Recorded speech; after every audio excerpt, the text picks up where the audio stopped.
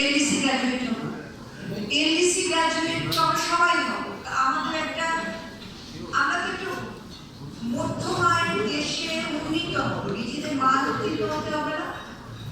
এখন শোভন কাজ করি, মানে ডিসেন্ট জব করি, এই থিমেটিক এরিয়ায় উল্লেখযোগ্য হারে ইয়ে করছে, বরাদ্দ করছে। এখন আপনি নারী অংশগ্রহণ বাড়াবেন, নারীর জন্য কর্মসংস্থান তৈরি করবেন, কিন্তু শোভন কাজে আপনি নারীকে, শোভন কাজে নারী যাতে যেতে পারে সেই চেষ্টাটার বরাদ্দ কমিয়ে দেওয়া কোনো ভালো ইঙ্গিত দিবে না। এই প্রসঙ্গে জেন্ডার বাজেট থেকে একটা তথ্য বলি। আমার 18% ছিল 2005-এ ফরমাল ইকোনমি আরবান স্ক্রলের নারী অংশগ্রহণ, সেইটা এখন কমে দাঁড়িয়েছে 7%। আমি তাই চিন্তা করি। আর হচ্ছে কৃষিতে আর রুরালে এখন ইনফরমালিটি 2%, মানে এটা 98%, ফরমাল হচ্ছে 2%। এই যখন অবস্থা, তখন শোভন কাজে তো আমার বিনিয়োগ বাড়ানো ছাড়া কোনো উপায় নেই। এইটাকে আমরা আবার সাইবার সিকিউরিটি সংক্রান্ত নারী প্রতি সহিংসতা কমানোর উদ্যোগে বরাদ্দ করেছে। শিক্ষা, স্বাস্থ্য এবং কল্যাণে সুনির্দিষ্ট নীতি বাস্তবায়নের ক্ষেত্রে বরাদ্দ করেছে। প্রযুক্তি সক্ষমতা বৃদ্ধি, ফ্রন্টলাইন টেকনোলজি, এইখানে যে টেকনিক্যাল অ্যাসিস্ট্যান্স, এই দক্ষতা বৃদ্ধিতে বরাদ্দ করেছে। এখন আপনি বলতে পারেন যে বরাদ্দ কমলে কি ইয়ে হবে, মানে আমার সব হাই হাই বলতে হবে না। আমরা বলছি না, তা বলছি, আমরা বলছি বরাদ্দ একটা প্রবণতা বলছি, যেহেতু আমার বাজেটের ফলে হচ্ছে এইগুলো যে কটা বললাম এর বাইরে কিন্তু আছে। এইটা হচ্ছে আপনার নিরাপত্তা, আপনার সাইবার বুলিং ঠেকানো, আপনার কর্মসংস্থানের জন্য আপনার শোভন কাজ তৈরি করা, এগুলো তো আমাদের একটা কোর না অর্থনৈতিক কাজের মধ্যে। এইগুলো নারীর জন্য বরাদ্দ, নারী যাতে চিন্তার মধ্যে থাকে, সেটা আমরা আশা করছি যে ম্যানিফেস্টোতে যেগুলো বলা আছে আইনের শাসন, সমান মজুরি, এই জিনিসগুলো যেন এই বরাদ্দের মাধ্যমে সুনিশ্চিত হয়। পঞ্চম অনুচ্ছেদ সবশেষে, পঞ্চম অনুচ্ছেদ সবশেষে হচ্ছে, আমি অ্যানেক্স গুলো বলছি। 16টা মন্ত্রণালয়কে ওনারা বাছাই করেছেন, যারা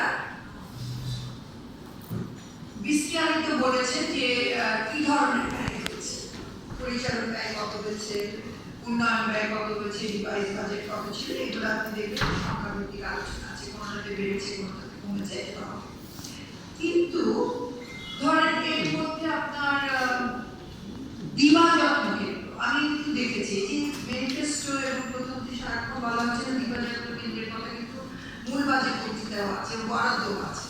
কিন্তু আমি যখন জেন্ডার বাজেটে পড়েছি, আমি একটু পড়ার চেষ্টা করেছি, এই 16টা মন্ত্রণালয়, তার মধ্যে মমতা আছে, লেবার এমপ্লয়মেন্ট আছে, এগুলোর মধ্যে কিন্তু দিবা যত্ন কেন্দ্র তাদের মূল ফোকাসের জায়গায় নাই। ওনারা লিখেছেন ওনাদের মূল ফোকাসের জায়গায় কোথায়, এগুলো নাই। এইগুলো থাকা প্রয়োজন। একটা ডকুমেন্ট হিসেবে শেষে আপনি বলতে পারবেন যে আমাকে এই ফোকাসটা ছিল, আমি এখানে কাজ করেছি, আমার কি পারফরমেন্স ইন্ডিকেটর। বছর শেষে আবার আপনারা রিপোর্ট করবেন না, তাহলে আপনাদের মূল্যায়ন থাকবে না যে এই এক বছরে কি করলাম, আমাদের মূল্যায়ন থাকবে না আমরা কি পেলাম। এই যে কি পারফরমেন্স ইন্ডিকেটর, এই ইন্ডিকেটরের গুলোর জন্য এগুলো নথিবদ্ধ থাকাটা খুব জরুরি। এবং এই বাজেটের মধ্যে এই গ্যাপগুলো রয়ে গেছে, যেগুলো আমরা বলি যে উল্লেখযোগ্য গ্যাপ। যেমন কৃষি মন্ত্রণালয়, আপনারা জানেন যে প্রচুর নারী, প্রায় 66% আমার নারী যারা শ্রমশক্তিতে অংশগ্রহণ করেন তারা কৃষিতে অংশগ্রহণ করেন।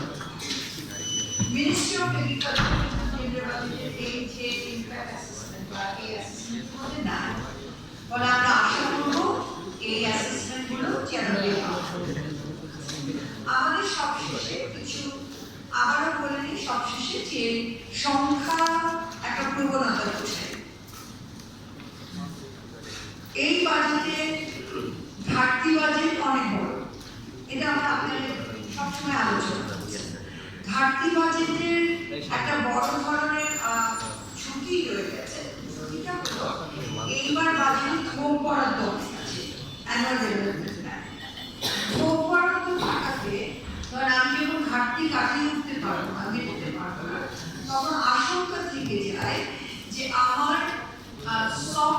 এনবিআর অনেক যে বরাদ্দগুলো আছে যেগুলো নারীও অনেক মানে নারীর প্রাসঙ্গিকভাবে অনেক বরাদ্দ হয় সেগুলো থেকে অর্থায়ন কাটা যেতে পারে। এই একটা ঝুঁকি থেকে যায়, অনেকটা একটা স্ট্রাকচারাল ব্যাপার। এখন আমরা যা করতে পারি একটা হচ্ছে বিভাজিত তথ্যের সংস্করণ, মানে কি সেক্স ডিসএগ্রিগেটেড ডেটা আমরা প্রত্যেকটা মন্ত্রণালয় তাদের প্রত্যেকটা কর্মসূচির মধ্যে এই ডেটাটা ধরেন আপনাদেরকে আমি একটু বলি, আজকে রাতে বাড়ি গিয়ে আপনি এনবিআর ওয়েবসাইটে যাবেন। এনবিআর ওয়েবসাইটে গিয়ে আপনি তাদের বার্ষিক বার্ষিক অ্যানুয়াল রিপোর্ট থাকে সেইখানটায় দেখবেন এনবিআর এর সর্বশেষ অ্যানুয়াল রিপোর্টটা ঝুলিয়ে রেখেছি, সেটা হচ্ছে 2019-20।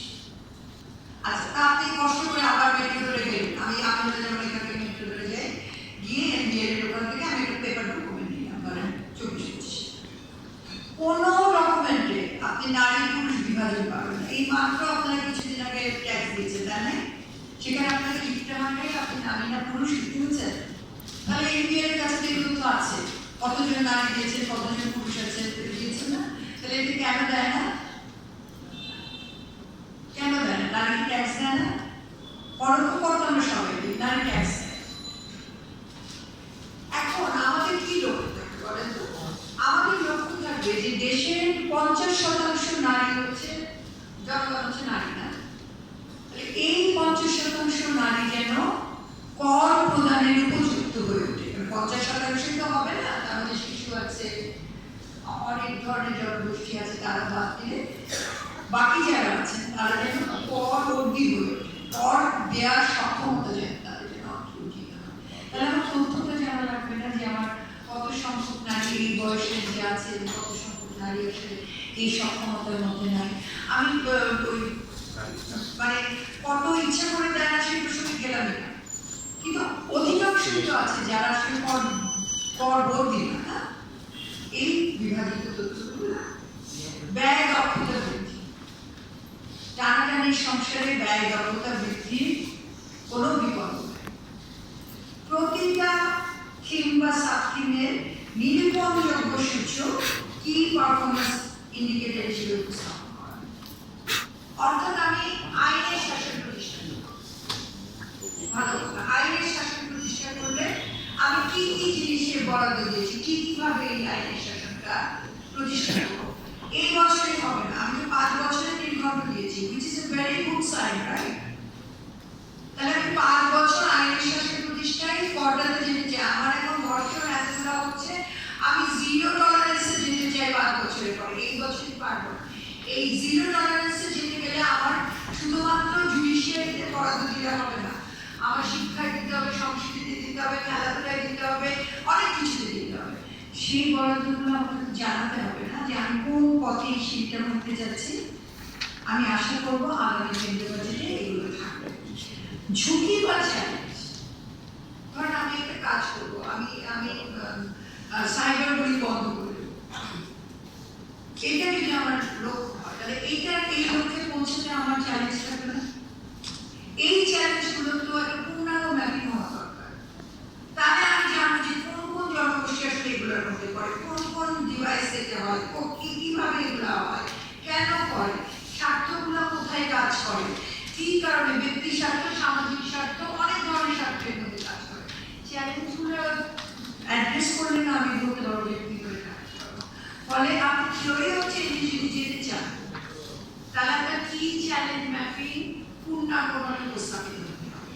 এইটা হচ্ছে শেষ দুটা হচ্ছে সরকারি ও জনগণ বা সিভিল সোসাইটির অংশগ্রহণের বাস্তবায়ন পর্যবেক্ষণ কমিটি গঠন, স্থানীয় এবং জাতীয় পর্যায়ে, যেটা কজিয়াপা বলেছি, স্থানীয় পর্যায়ে এবং জাতীয় পর্যায়ে সিভিল সোসাইটি ও সাধারণ মানুষকে নিয়ে আপনার বাস্তবায়ন পর্যবেক্ষণ কমিটি গঠন এবং বাস্তবায়ন পর্যালোচনা উপস্থাপনা।